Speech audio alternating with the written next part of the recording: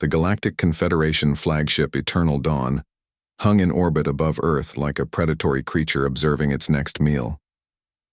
Commander Vela stood at the bridge viewport. Her 4 violet eyes narrowed as she gazed upon the blue-green planet.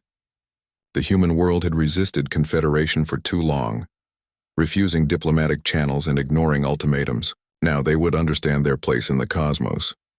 "Begin the descent," she ordered, her scaled skin glinting under the artificial lights. "Protocol dictates we give them one final chance before we demonstrate our power." Her second-in-command, Officer Dorn, bowed respectfully. "The landing party is assembled, Commander. 6 of our finest warriors plus yourself." "Good," Vela replied. "Let their leaders witness the might they have so foolishly dismissed." The shuttle journey to Earth's surface was brief and uneventful. Their cloaking technology rendered them invisible to human detection systems as they landed in an open field adjacent to what intelligence indicated was a military research facility in the rural American Midwest. When the craft's doors opened, Earth's atmosphere hit Vela like a physical force, thick, oxygen-rich, and laden with unfamiliar scents. Her species had evolved in the thin atmosphere of Talos Prime, making Earth's air almost intoxicating. She adjusted her breathing apparatus and stepped onto human soil. The compound before them was unremarkable, gray concrete buildings surrounded by chain-link fencing topped with barbed wire. Such primitive defenses would do nothing against Confederation. "Weaponry. Scan for life forms," Vela commanded. Dorn consulted his handheld device. Only 12 humans detected inside. Minimal security presence. "Perfect," Vela said. "They clearly don't consider this facility important enough to protect properly. Let's proceed." The Confederation soldiers moved with practiced efficiency, disabling the electronic gate and advancing toward the main building.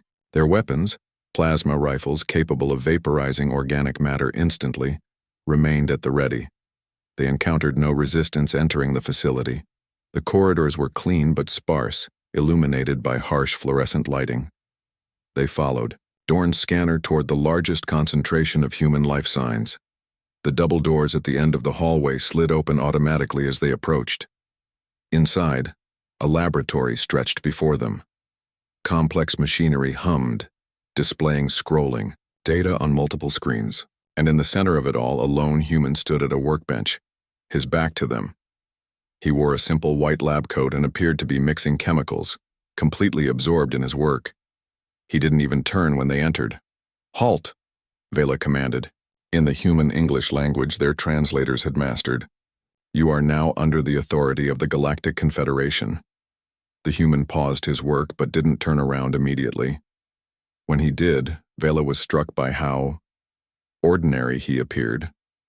Middle-aged, with graying hair at his temples and lines around his eyes. He wore spectacles perched on his nose, an antiquated vision correction method their intelligence indicated some humans still preferred. "Good afternoon," he said pleasantly, as if greeting expected guests. "I'm Dr. Tom Bell.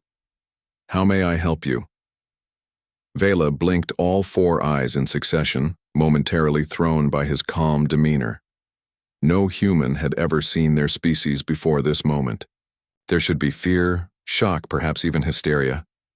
"Where are the others?" she demanded. "Our scanners detected 12 humans in this facility." Dr. Bell nodded. "Yes, they're in the bunker below.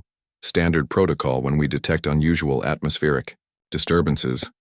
He gestured toward their landing craft with a slight smile.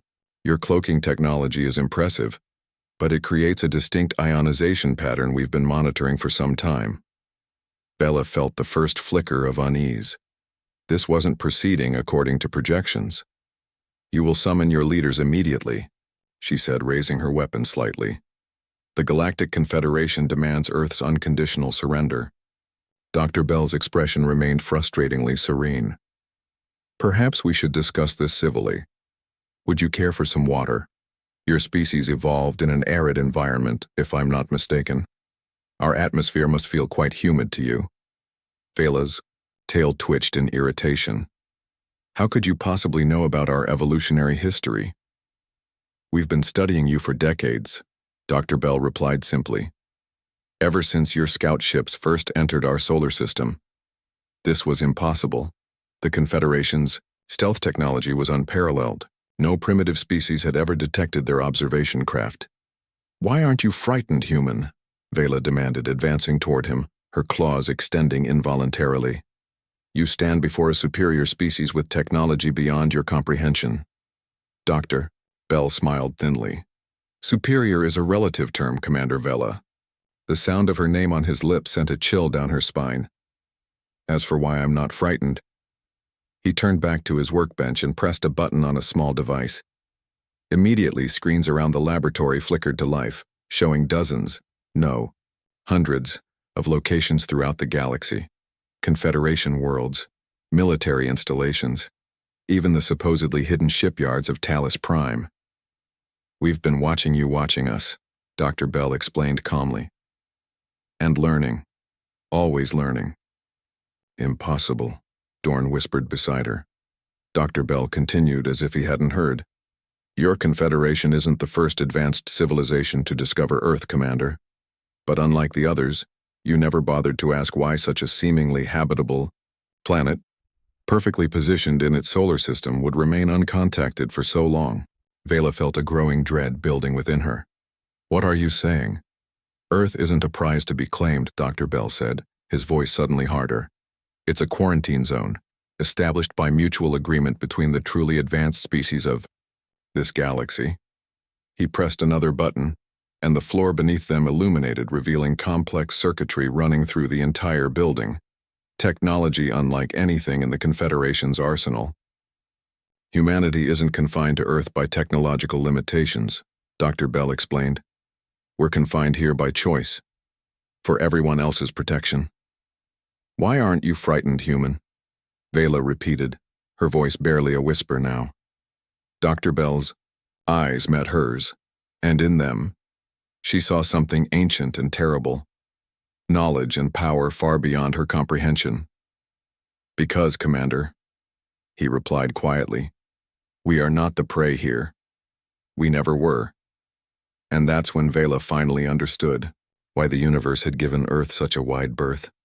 Not out of oversight or ignorance, but out of fear.